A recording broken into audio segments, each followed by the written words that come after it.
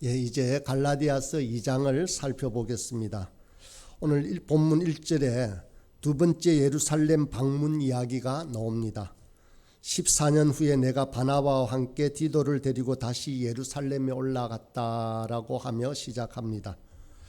바울은 14년 동안 이방인 사역을 충분히 한 후에 두 번째로 예루살렘에 가서 사도들을 만납니다. 여기서 우리가 몇 가지 주의해서 보아야 할 대목이 있습니다. 바울이 바나바와 디도를 데리고 예루살렘으로 갑니다. 바나바는 유대인이지만 디도는 헬라인 즉 이방인입니다. 바나바는 유대인으로 할례를 받은 사람이고 디도는 이방인이기에 할례를 받지 않은 사람입니다. 바울이 디도를 데리고 간 것은 우리가 생각하는 것보다 파격적인 일입니다. 당시 유대인들의 정서를 생각한다면 디도를 데리고 예루살렘으로 사도들을 만나러 가는 것이 쉽지 않은 일이었습니다. 2절을 다시 보겠습니다. 계시를 따라 올라가 내가 이방인 가운데서 전파하는 복음을 그들에게 제시하되 유력한 자들에게 사사로이 한 것은 내가 다름질하는 것이나 다름질한 것이 헛되지 않게 하려 함이라. 바울이 그냥 올라간 것이 아닙니다. 주님이 명령하신 계시를 따라 예루살렘으로 올라갔다라고 합니다. 계시의 정확한 내용이 무엇인지는 잘 알 수 없습니다. 그렇지만 하나님의 계시가 있어서 올라간 것은 분명합니다. 바울이 예루살렘에 올라가서 한 일은 복음을 제시한 것이라고 했습니다. 그런데 바울은 베드로나 야고보와 같이 유력한 지도자들과 개인적으로 이야기를 나누었다고 합니다. 공적인 석상에서 바울 자신이 이방인들에게 전하는 복음을 꺼내놓고 공적인 허락을 받는 절차가 아니었다는 것입니다. 사사로이 교제하고 복음을 나누었습니다. 왜 그랬을까요? 그 본문에 보면 내가 다름질한 것이나 다름질한 것이 헛되지 않게 하려 함이라고 합니다. 지금까지 이방인들에게 열심히 복음을 전했는데 그 이방인들이 예수를 믿고 교회 안으로 들어오기 시작했습니다. 그럴 때 여전히 유대인들의 정서를 잘 아는 바울의 마음에 부담감이 생겼던 것입니다. 당시 초대교회를 구성하고 있는 사람들은 거의 할례를 받은 유대인들이었습니다. 그런데 바울이 이방인들에게 복음을 전하고 이방인들이 교회 안으로 들어오기 시작하자 유대의 관습을 잘 아는 바울이 개인적으로 사도들에게 그동안 있었던 일과 복음을 이야기하며 이방인들이 교회 안으로 들어오는 과정에서 생길 어려움을 예측한 것입니다. 그 때문에 교회가 힘들어하거나 수고한 것들이 열매를 맺지 못하는 일이 없도록 사도들에게 말했다는 것입니다. 눈여겨볼 중요한 사건이 있습니다. 디도를 데리고 올라가니까 예루살렘에 있던 어떤 무리가 디도에게 무엇인가를 요구합니다. 3절을 보겠습니다. 그러나 나와 함께 있는 헬라인 디도까지도 억지로 할례를 받게 하지 아니하였으니 헬라인 디도에게 할례를 주려고 했다는 것입니다. 이방인으로서 디도는 할례를 받고 싶어 하지 않았을 수도 있습니다. 그런데 바울이 예루살렘 교회에 가서 사도들을 만나고 있는데 예루살렘에 있던 어떤 무리가 디도에게 할례를 요구했다는 것입니다. 유대인들에게 할례는 하나님의 언약 백성이라고 하는 정체성을 외적으로 표시해주는 중요한 일입니다. 그래서 남자아이가 태어나면 8일 만에 할례를 받았습니다. 이방인 중에서 유대교 안으로 들어오려면 반드시 할례를 받아야만 했습니다. 그래야 유대인이 됩니다. 이런 차원에서 바울이 복음을 전해서 교회 안에 들어오려는 이방인들에게도 예루살렘에 있던 어떤 무리가 할례를 받아야 한다라고 가르친 것입니다.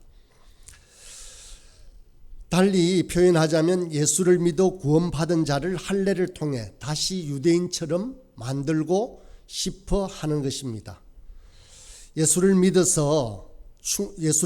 것으로 충분한 것이 아니라 교회 안에 들어와 성도가 되려면 유대인이 되는 것이 필요하다는 것입니다. 본문에서는 이런 유대인들이 유대인들의 도모를 바울이 어떻게 다루고 있는지를 말합니다. 5절입니다. 그들에게 우리가 한시도 복종하지 아니하였으니 이는 복음의 진리가 항상 너희 가운데 있게 하려 함이라. 할례를 받고 안 받고는 그리 간단한 문제가 아니었습니다. 그 안에 무엇인가가 있었기 때문입니다. 복음의 진리가 있느냐 없느냐 하는 결정적인 주제가 그 속에 들어 있었습니다. 그래서 바울은 절대로 디도에게 할례를 주지도 않았고 또 허락하지도 않았습니다. 진리 그대로 교회가 보존되도록 불필요한 것은 언제든지 제거해야 되지만 진리의 핵심적인 내용이 들어있는 것은 애써 보호하고 유지하려고 했습니다. 그것이 4절에 나옵니다. 이는 가만히 들어온 거짓 형제들 때문이라. 그들이 가만히 들어온 것은 그리스도 예수 안에서 우리가 가진 자유를 엿보고 우리를 종으로 삼고자 함이로되라고 말합니다. 왜 바울은 디도에게 할례를 주지 않으려고 했을까요? 할례를 요구하는 이들이 형제의 이름과 모양은 가지고 있지만 가짜이기 때문이었습니다. 바울은 이것을 분별한 것입니다. 한국 교회 안에도 많은 거짓 선생들이 있습니다. 특별히 신천지 추수꾼들은 교회를 심각하게 해코지하여 정말 교회를 어렵게 하고 있습니다. 이런 무리들의 특징은 몰래 들어오는 것입니다. 자기를 있는 그대로 보여주지 않습니다. 자기를 적절히 잘 포장해서 교회에 몰래 들어와 혼란스럽게 합니다. 갈라디아 교회 안에 몰래 들어온 거짓 선생들이 무엇을 도모했는지 4절 하반절에 보면 이렇게 나옵니다. 그리스도 예수 안에서 우리가 가진 자유를 엿보고 우리를 종으로 삼고자 하였다라고 합니다. 여기에서 중요한 단어가 나옵니다. 자유입니다. 복음이 우리에게 가져다 주는 선물 중 하나가 바로 자유입니다. 우리를 정죄에서 자유하게 합니다. 우리를 죄에서 자유하게 합니다. 또한 사망에서 자유하게 합니다. 복음이 우리에게 주는 중요한 열매를 자유라고 할 수 있는 것입니다. 이런 자유만 있는 것이 아닙니다. 자유는 아주 다양하게 표현할 수 있습니다. 이 세상 사람들은 모두 자격, 조건, 행위, 공로를 가지고 구별하고 차별합니다. 그래서 사람이 가지고 있는 외적인 여러 조건들, 학벌이나 재능을 가지고 사람들을 평가합니다. 그 결과 사람들의 삶이 수고롭고 힘들어집니다. 그런데 조건과 자격이 지배하는 이 세상에 자격이나 조건과 같은 행위가 아니라 예수의 공로로 값없이 복을 받은 특별한 은혜가 우리에게 주어진 것입니다. 우리가 이 놀라운 하나님의 나라의 은혜의 원리를 바로 깨닫게 되면 자유할 수 있습니다. 사실 사람은 욕망의 종일 뿐만 아니라 세상의 화려하고 찬란하게 보이는 것들의 종이기도 합니다. 자기 자신의 종이기도 합니다. 사람들은 다른 사람보다 더 높아지고 싶은 욕망에 얽매이고 있습니다. 또한 다른 사람의 평판을 그렇게 의식하면서 종처럼 살아갑니다. 그런데 하나님께서 복음으로 사람들에게 오실 때 사람들은 비로소 종된 자기 자신에게서 벗어나기 시작한 것입니다. 은혜로 값없이 우리를 찾으시는 하나님을 만납니다. 다른 사람들의 평판에 대해서 자유를 얻기 시작합니다. 참된 자유가 우리 성도들의 삶 속으로 들어오는 것입니다. 그런데 복음을 통해서 놀라운 자유를 경험한 이후에 성도의 삶에 어려움이 생깁니다. 은혜로 구원을 감격하며 기쁘게 받아들였는데 우리가 생각했던 것보다 우리의 변화가 더딥니다. 하나님의 은혜가 왕노릇하는 세계가 우리 삶에 들어오면 변화가 눈에 보이게 그렇게 두드러지면 좋겠는데 그렇지가 않습니다. 변화가 아주 더딥니다. 이런 상황 때문에 신앙생활을 하는 중에 이단 교훈을 가르치는 사람들에게 귀를 기울이게 됩니다. 이단의 특징은 빠른 길이 있다고 가르치는 것입니다. 그러나 진리가 우리 속에 만들어내는 변화는 더디기도 합니다. 더딘 변화지만 우리가 낙심하지 않는 것은 하나님이 우리를 구원하고 자유케 하시기 때문입니다. 복음은 자유입니다. 우리가 하나님을 예배하지만 그 안에 하나님을 향한 사랑, 그리움, 그리고 자원하는 마음보다 그렇게 하지 않으면 해코지 당할 것을 두려워하는 것 때문에 하는 사랑이라면 그것은 전부 타락된 종교입니다. 우리 속에 자원함과 사랑이 기반이 되어야 합니다. 중심이 담겨 있는 예배와 사랑이 있어야 하는 것입니다. 그것이 우리 주님이 우리에게 기대하는 핵심입니다. 하나님은 실패함 없이 우리의 내면을 바꾸십니다. 그러나 하나님은 우리가 선택하도록 기다리시고 우리의 자유를 온전히 보존해주고 사랑하고 아끼십니다. 그래서 오히려 변화가 더뎌 보일 수도 있습니다.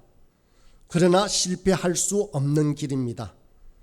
왜냐하면 우리 주님이 우리를 위해 피를 쏟고 몸을 찢으시고 완전하고 귀한 대가를 지불하셨기 때문입니다. 바울 사도가 진리를 잘 보존하고 예루살렘에 있는 사도들에게 복음을 제시했을 때 어떤 일이 일어났을까요? 6절에 보면 나옵니다. 유력하다는 이들 중에 본래 어떤 이들이든지 내게 상관이 없으며 하나님은 사람을 외모로 취하지 아니하시나니 저 유력한 이들은 내게 의무를 더하여 준 것이 없고. 바울이 복음을 다 제시하자 예루살렘의 유력한 자들이 아무도 뭔가를 더해주지 않았습니다. 바울의 설명과 복음을 들을 때 자신들이 전하는 복음과 전혀 손색이 없는 완전한 복음임을 알았기 때문입니다. 부족하여 보충하거나 더하려고 하지 않았다고 합니다. 여기에서 사도 바울이 하나님의 성품 중에 중요한 것을 소개하고 있습니다. 하나님은 사람을 외모로 취하지 않는다라고 말합니다. 사실 사람들은 사람들의 외모를 봅니다. 사람은 생김새가 어떤지, 어떤 옷을 입었는지, 사회적 신분과 지위가 어떤지, 타고 다니는 차는 무엇인지를 살핍니다. 사람들은 이런 외적 모습에 마음을 기울이고 있습니다. 그러나 주님은 우리의 내면적인 본질이 어떤지를 살피십니다. 하나님이 우리의 신앙생활에 기대하는 것은 믿음이 있는 행함입니다. 오늘날 한국 교회에서는 피상적인 믿음만 강조하고 행함을 강조하지 않는다고들 말합니다. 그러나 믿음과 행함은 그렇게 말할 수 있는 주제가 결코 아닙니다. 믿음은 주님이 주시는 것입니다. 믿음은 우리 속에 참된 행함을 만드는 유일한 길입니다. 진실한 믿음 없이 진실한 행함은 불가능한 것입니다. 행함 따로 믿음 따로 있는 것이 결코 아닙니다. 제대로 믿고 은혜를 바르게 알아야 내면이 담겨 있는 참된 행위가 나옵니다. 하나님은 외모를 따라 사람을 취하지 않고 우리 내면의 본성과 진실함을 원하십니다. 할례를 받았는지 여부를 확인하는 것처럼 외적인 표시를 하나님은 원하지 않으십니다. 우리 속이 정말 변화되었는지, 우리 속에 자원함이 있는지, 하나님과 이웃을 향한 진실한 사랑이 있는지, 우리의 본성과 행위가 일치되고 있는지를 보신다는 것입니다. 주님은 행위가 내면을 담아내는 도구가 되기를 원하십니다. 사도 바울도 사람의 외모가 중요하지 않다고 하나님처럼 똑같이 고백하고 있는 것입니다. 이런 바울의 고백을 다른 사도들은 어떻게 받았습니까? 7절입니다. 도리어 그들은 내가 무할례자들에게 복음 전함을 맡은 것이 베드로가 할례자에게 맡은과 같은 것을 보았다라고 말합니다. 사도 바울이 복음을 설명하고 그동안 있었던 일들을 나열했을 때 예루살렘 사도들이 바울의 고백 속에 무엇인가를 보았다는 것입니다. 9절에 보겠습니다. 또 기둥같이 여기는 야고보와 게바와 요한도 내게 주신 은혜를 알므로 나와 바나바에게 친교의 악수를 하였으니 우리는 이방인에게로 그들은 할례자에게로 가게 하려 함이라고 말합니다. 사도들이 바울의 고백을 들었을 때 자기들과 똑같은 복음이라는 사실을 깨달았다는 것입니다. 동시에 그 복음을 통해 일하시는 하나님이 똑같은 분이라는 사실을 인정하게 된 것입니다. 그리고 9절 하반절에 나왔듯이 친교의 악수를 나누었다라고 합니다. 이 친교의 악수는 당시 대등함의 상징이었습니다. 당시는 신분사회였기 때문에 악수를 한다는 것은 상대방과 내가 대등하다는 것을 상징하는 행동이었습니다. 사도들은 바울의 복음을 듣고 확인한 다음 자신들의 복음과 같은 복음이며 바울의 복음을 통해서 역사하시는 하나님이 같은 분인 줄을 분명히 안 것입니다. 그래서 한 부류는 유대인에게로 한 부류는 이방인에게로 부르셨다는 것만 구별되는 줄 알고 서로를 충분히 인정했습니다. 이것이 바로 복음입니다. 문화가 다르고 사람이 다르고 시대가 달라도 복음은 하나인 것입니다. 복음은 하나밖에 없습니다.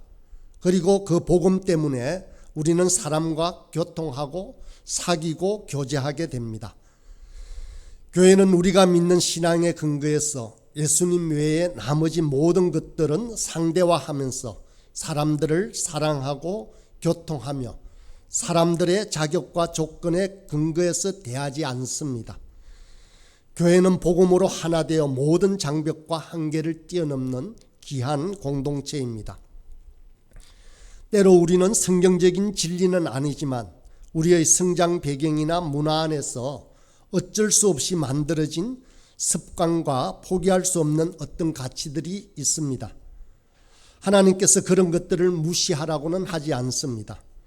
그러나 할 수만 있다면 그것을 모두 무너뜨릴 수 있으면 좋겠습니다. 복음과 진리가 우리 안에 풍성하게 있고 나머지 모든 것은 무너져서 교회의 생명이 복음 안에 있다는 것만 드러낸다면 그것이 교회의 영광이고 존귀인 것입니다. 17세기 신학자 루퍼투스 멜데니우스가 한 말을 우리는 자주 사용합니다. 이런 말입니다. 본질적인 것에는 일치를, 비본질적인 것에는 자유를, 그리고 모든 것에는 사랑을 이라는 말입니다. 성경의 진리는 양보가 없어야 합니다. 그렇지만 진리와 관련된 것은 아니지만 환경과 문화의 차이로 인해 생긴 서로의 다름은 다양함으로 인정해야 합니다.